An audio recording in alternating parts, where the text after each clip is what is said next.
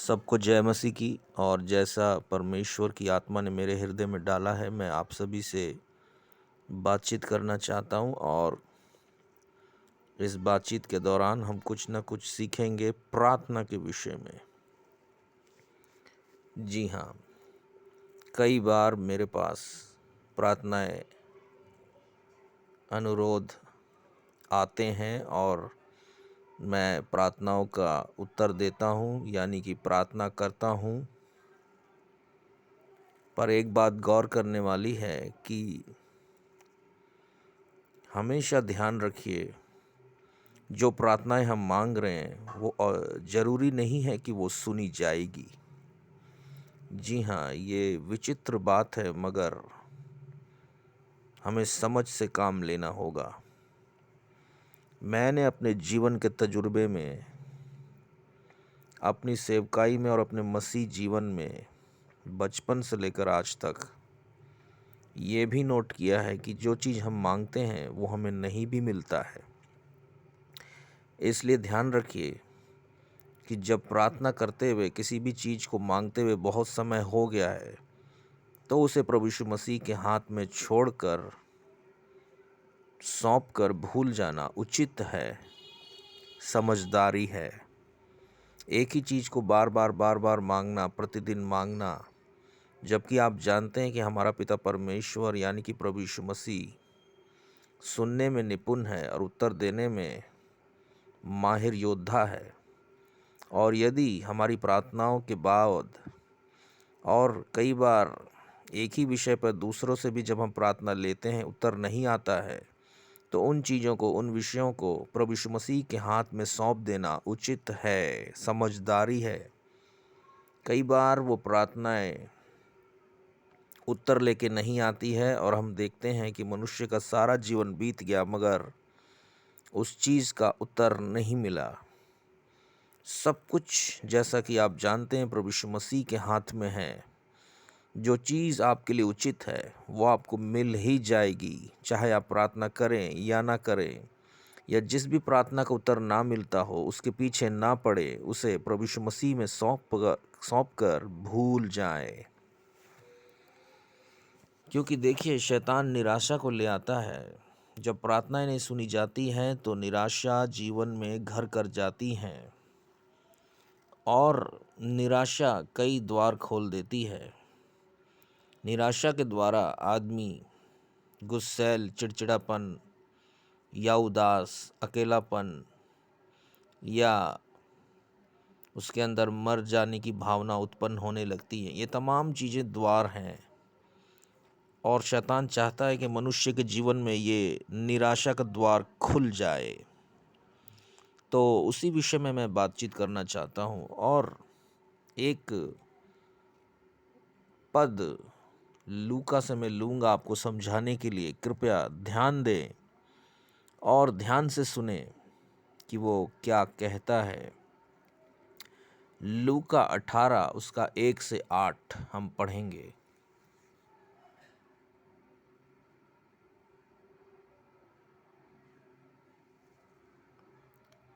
जी हाँ, लिखा है, फिर उसने इसके विषय में एक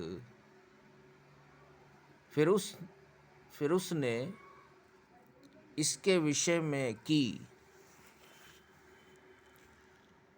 नित्य प्रार्थना करना और हियाव न छोड़ना चाहिए, उनसे यह दृष्टांत कहा। किसने कहा? यीशु मसीह ने।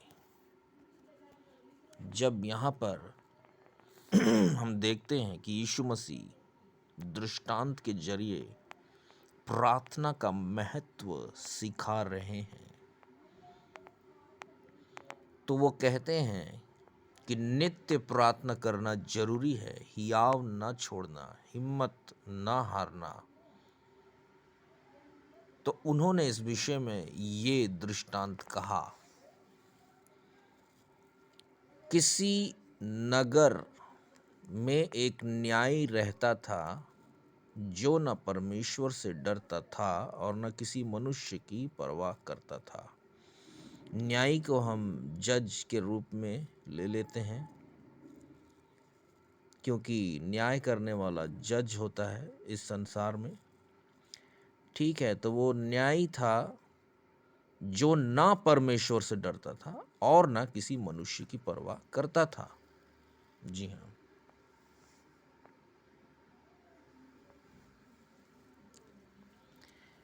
उसी नगर में एक विधवा भी रहती थी जो उसके पास आकर कहा करती थी, मेरे न्याय चुकाकर मुझे मुद्दई से बचा, मेरा न्याय चुकाकर मुझे मुद्दई से बचा। ठीक है, ये विधवा आकर उससे रिक्वेस्ट करती रहती थी, निवेदन करती रहती थी कि मेरा न्याय कर और मुझे उस व्यक्ति से बचा। कुछ समय तक तो वह न माना, परंतु अंत में मन में विचार कर कहा, यद्यपि मैं ना परमेश्वर से डरता और ना मनुष्य की कुछ परवाह करता हूँ, तो भी यह विधवा मुझे सताती रहती है, इसलिए मैं उसका न्याय चुकाऊंगा। कहीं ऐसा ना हो कि घड़ी घड़ी आकर अंत को मेरी नाक में दम करे। जी हाँ, हम देखते हैं कि एक जज के पास एक स्त्री आती है और वो विधवा है और वो बार बार न्याय के लिए कहती है कि मेरा न्याय चुका, मेरा न्याय चुका, मेरा न्याय चुका। जिस रीति से आप समझदार लोग हैं, आप जानते हैं कि एक जज की वैल्यू और पावर क्या होती है, और एक विधवा स्त्री जिसके पास कुछ नहीं है, उसको जज किस हद तक लेंगे, किस हद तक उसको समझेंगे।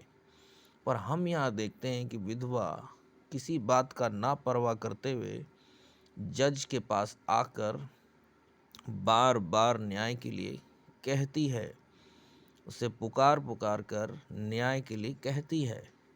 ये जज, खास बात ये है कि ना तो परमेश्वर ना मनुष्य को डरने वाला है। प्रभु ने कहा, सुनो यह अधर्मी न्याय क्या कहता है।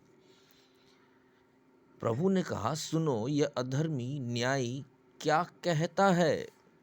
इसलिए क्या परमेश्वर अपने चुने हुओं का न्याय ना चुकाएगा। जी हाँ, ये न्यायी है, यानी कि ये जज है जो कि अधर्मी है।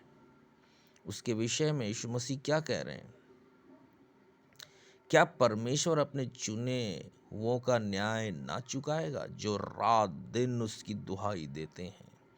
तो क्या ऐसा है कि प्रभु यीशु मसीह आपकी जो प्रार्थनाएं हैं उनको सुन नहीं रहा है? जो आप दुहाई दे रहे हैं, क्या उनको वो सुन नहीं रहा? ऐसा नहीं है। वो सब कुछ भलीभांति सुन सकते हैं, देख सकते हैं। तो फिर उत्तर क्यों नहीं आ रहा है? क्या वह उनके विषय में देर करेगा? तो क्या यीशु मसीह आपकी प्रार्थना को सुनने के बाद देर करेंगे? मैं तुमसे कहता हूं, वह तुरंत उनका न्याय चुकाएगा। तो भी मनुष्य का पुत्र जब आएगा तो क्या वह पृथ्वी पर विश्वास पाएगा? बात ध्यान देने की ये है कि जब आप बार बार प्रार्थनाएं करते हैं, हमें समझदारी से काम लेने का मतलब ये है कि जब हम बार बार प्रार्थनाएं करते हैं, यीशु मसीह पहली ही बार हमारी प्रार्थनाओं को सुन लेते हैं। पहली ही बार वो हमारी प्रार्थनाओं को सुन लेते हैं, समझ लेते हैं, देख लेते हैं, परख लेते हैं और उनका उत्तर आना तय है। कुछ प्रार्थनाएं ऐसी हैं जिसके विषय में कभी भी उत्तर नहीं मिलता। कोई व्यक्ति ये ना कहे कि प्रभु यीशु मसीह मेरी प्रार्थना नहीं सुनते हैं। जी हाँ, प्रभु यीशु मसीह सभी की प्रार्थनाओं को अच्छी रीति से सुन लेते हैं, पर जब हमारी मांग कुछ इस रीति से होती है जो कि सही नहीं है या हमारे लिए नहीं है, तो फिर उसका उत्तर नहीं आता है। मान लीजिए कि कोई व्यक्ति बीमार है और उसका जाना तय है और हम बार बार उसकी चंगाई के लिए प्रार्थना कर रहे हैं, प्रार्थना करवा रहे हैं, मगर चंगाई नहीं मिलती और उसे मृत्यु मिल जाता है। फिर हम सोच में पड़ जाते हैं कि हमारी प्रार्थनाओं को यीशु मसीह ने क्यों नहीं सुना। यीशु मसीह की बातें यीशु मसीह ही बेहतर जानते हैं। किसी भी काम के बनने के लिए, बनाने के लिए जब हम प्रार्थनाएं कर रहे हैं और वो काम नहीं बनता, तो हम ये नहीं कह सकते कि प्रभु यीशु मसीह हमारी प्रार्थना नहीं सुन रहे। यीशु मसीह ने तो आपकी प्रार्थना को बहुत पहले ही सुन लिया है। कई चीज़ों का उत्तर वो इसलिए नहीं देते, उनकी अपनी मर्जी है, अपनी इच्छाएं हैं, अपनी मनोकामनाएं हैं। प्रार्थना के विषय में हम इंतजार करते करते करते सालों गंवा देते हैं। जब किसी प्रार्थना को उत्तर नहीं मिल रहा होता है, तो हमारा फर्ज है उन प्रार्थनाओं को यीशु मसीह के हाथ में भली भांति सौंप कर भूल जाया जाए। यीशु मसीह अपने वक्त पर उसे पूरा करेंगे या नहीं भी करेंगे, पर याद रखिए, इसका मतलब ये नहीं कि प्रभु यीशु मसीह हमें अन्न, जल, धन, पानी, घर, परिवार, रिश्तेदार, इन चीज़ों से दूर रखना चाहते हैं, बल्कि हमें बचाना चाहते हैं, संभालना चाहते हैं। यीशु मसीह एक बुद्धिमान पिता परमेश्वर है, हालेलुया। वो हमारे मांगने से पहले ही जानते हैं कि हमें क्या चाहिए। अनावश्यक डिमांड या मांग जो है वो कभी भी पूरी नहीं होती है। यीशु मसीह से किसी धन की कामना करना, अपेक्षा करना गलत है, हालेलुया। जब हम धन की डिमांड करते हैं, धन की आशा रखते हैं, तब हम लड़खड़ाते हैं और गिरते हैं। यीशु मसीह का कार्य है आपको तृप्त रखना, संतुष्ट रखना, गर्म रखना, आपको चंगाई देना, छुटकारा देना। जीवन में प्रभु यीशु मसीह के साथ कैसे चलते हैं, इस बात के विषय में डिसिप्लिन सिखाना। हम गरीब हों या अमीर हों, यीशु मसीह चाहते हैं कि हम उसके साथ चलें, वो डिसिप्लिन सीखें। क्योंकि हमारा गरीब होना कई बारी श्रापित नहीं है, बल्कि हमारी शिक्षा के लिए है, हालेलुया। जिस मनुष्य के पास धन संपत्ति, पढ़ाई लिखाई और जीवन में सभी चीज़ें पूरी हो जाती हैं, वो लोग यीशु मसीह से प्रेम नहीं रख पाते हैं। क्योंकि ये संसार की अभिलाषा और संसार की चीज़ें, धन संपत्ति हमें यीशु मसीह से दूर करती चली जाती है। तो याद रखिए, किसी का गरीब होना कई बार श्रापित नहीं है, बल्कि वो एक आशीष है कि जब हमारे पास कुछ नहीं है, जब हमारे पास कमी है, तो हम प्रभु यीशु मसीह के साथ बहुत लगन के साथ चल रहे हैं।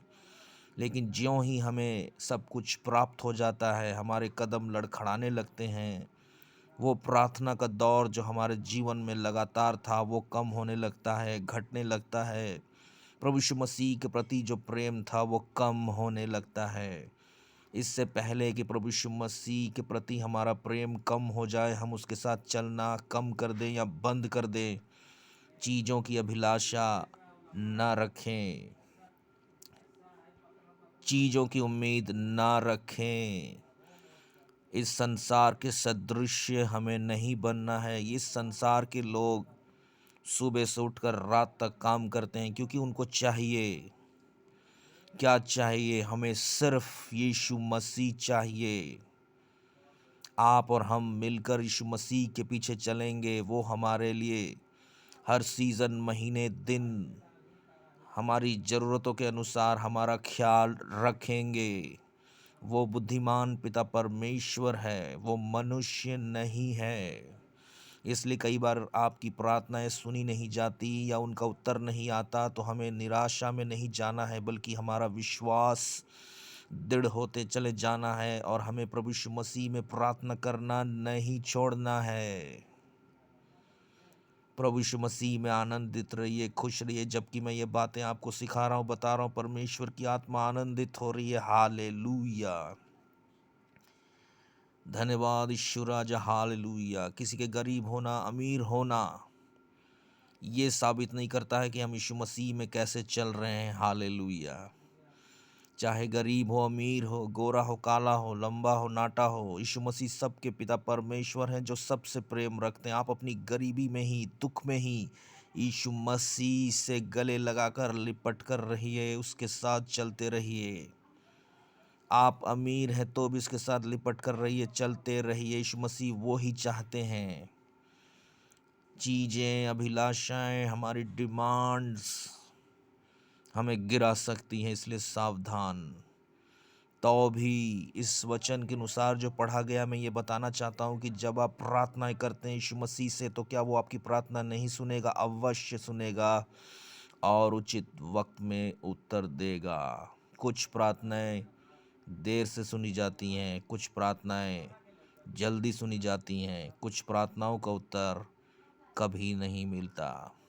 मैं विश्वास करता हूँ, आशा उम्मीद करता हूँ कि सुनने वालों पर प्रभु ने अपना आशीष उंडेल दिया है। जितने लोग इस वचन को सुन रहे हैं, प्रभु की आत्मा कहती है, परमेश्वर की आत्मा इस वक्त कहती है कि जितने लोग इस वचन को सुन रहे हैं, सब आशीषित होते चले जा रहे हैं। इसलिए चिन्ह चमत्कार की बातों में ना आए। हालेलुया। कोई भी चिन्ह चमत्कार हमें किसी चर्च में जाकर नहीं, किसी सभा में जाकर नहीं, किसी स्टेट में जाकर नहीं, बल्कि आपके घर ही में होगा। यदि यीशु मसीह चाहते हैं तो आपके निकट होगा, आपके घर में होगा, आपके जीवन में होगा, कहीं जाकर नहीं होगा। यीशु मसीह के लिए किसी जगह, किसी स्टेट, किसी सभा, मिनिस्ट्री मायने नहीं रखती। हालेलुया। यीशु मसीह को सिर्फ और सिर्फ आपका जीवन चाहिए और कुछ नहीं। यीशु मसीह पे मन लगाइए, यीशु मसीह में बने रहिए। सारा आदर महिमा आपको देते हैं पिता, यीशु मसीह के नाम से मांगते हैं। सबको जय मसीह की।